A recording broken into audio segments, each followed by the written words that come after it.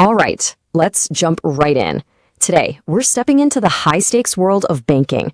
But forget about being an accountant or a teller. We're going undercover. Our mission? To become data detectives. So let me ask you this. A bank's entire system, its whole world, is built on data. What happens when that data, when it lies? What if the numbers just don't add up? And believe me, the consequences are very real. A single wrong digit could cause a transaction to fail, maybe costing someone their rent payment. A missing email? That means the bank can't send critical security alerts. The integrity of this data? Well, it's everything. And that's exactly where you come in. For the next few minutes, you are the detective. Your weapon of choice is SQL, and your mission is to interrogate this database, hunt down the inconsistencies, and make sure the data is telling the absolute truth. Okay, so every good investigation starts with one thing: organizing the evidence. For us, our evidence lives in these digital case files, which are really just database tables. Our first case file is the members table. Think of this like the personnel file for every single customer. It's got their unique ID, name, email, their account status, and age. Seems simple, but it's absolutely crucial. And file number 2 is the accounts table. This is the ledger. This is where we track the money, every account, its type, and its balance. Now, the really important thing here is this member ID column. That's the golden thread that connects a person directly to their money. Now that our files are neatly organized, it's time to meet the characters in our little story. We're going to fill these tables with some sample data and see who our persons of interest really are. So here's our lineup in the members file. We've got Alice, Bob, Charlie, David, and Eve.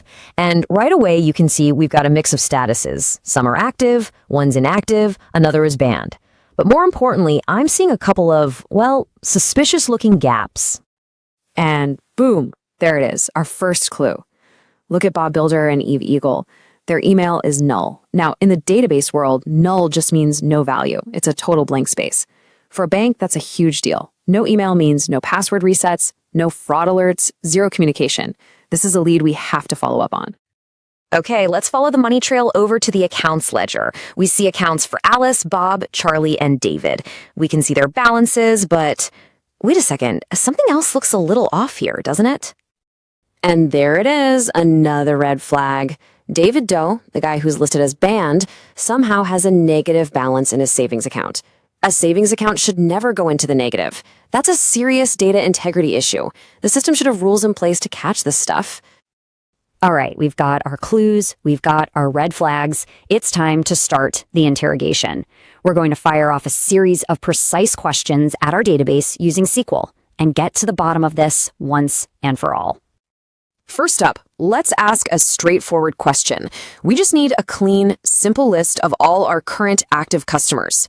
This is a fundamental check for pretty much any business. The tool for this is what we call an exact match query. See that where clause? Think of it like our digital magnifying glass. We're telling the database, hey, go into the members table, look inside the status column, and only pull back the rows where the value is exactly active. And just like that, here's our answer. Alice, Charlie, and Eve. They're our active members. The query worked perfectly, filtering out anyone who was inactive or banned. First question, answered. Case closed. Let's move on to the money. A really common validation check is to make sure financial data falls within some expected limits. So, which of these accounts have a healthy balance? Not too low, but not astronomically high either. For this job, we use the range check. The between operator is just perfect. It's like telling the database, show me all the accounts where the balance isn't too low and isn't too high, but somewhere in that sweet spot, between 1,000 and 200,000. And here we go. Alice's savings and Charlie's salary account fit our criteria perfectly. The query totally ignored the accounts with very low, zero, or even negative balances.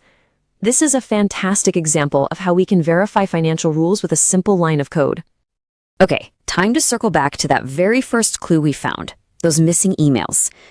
We spotted them just by looking, but imagine a database with millions of customers. We need a systematic way to find them. So, how do we ask the database to show us just the empty fields? Our tool for sniffing out these missing clues is the IS null check.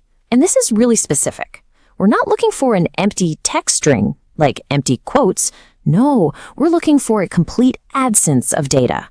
isNull is the detective's command to find every single file with a blank spot in that email field. And there you have it. Our query confirms our initial suspicion. It's Bob Builder and Eve Eagle. They're the ones with missing contact info. Now the bank has a concrete, actionable list of customers they need to reach out to and get their records updated. Another case closed. So we've cracked a few mini mysteries here. And in the process, we've actually built a pretty powerful detective's toolkit. Let's do a quick recap of the essential techniques you can use for pretty much any data investigation you come across. Let's break down our core toolkit. First, we used the exact check to find members whose status was exactly active. Then we used the range check with between to validate those account balances. And of course, the null check using isNull was a game changer for finding those missing emails. But wait, there's more. A pattern check using like lets you find text that matches a pattern, like all names that start with the letter A. A list check using in can find anyone who matches a whole list of items, say anyone who is inactive or banned, all in one go. And finally, the most powerful tool of all, a cross-table check using join. This is what lets us connect our members file to our accounts ledger to get the full story on any one person. This toolkit is your foundation for any investigation. So there you have it. We've seen how just a few simple SQL queries can uncover the truth, guarantee accuracy, and protect a business from some really costly errors. You now have the fundamental tools of a data detective. So the only question left is this: what mysteries, what hidden truths are just waiting to be discovered in your own data?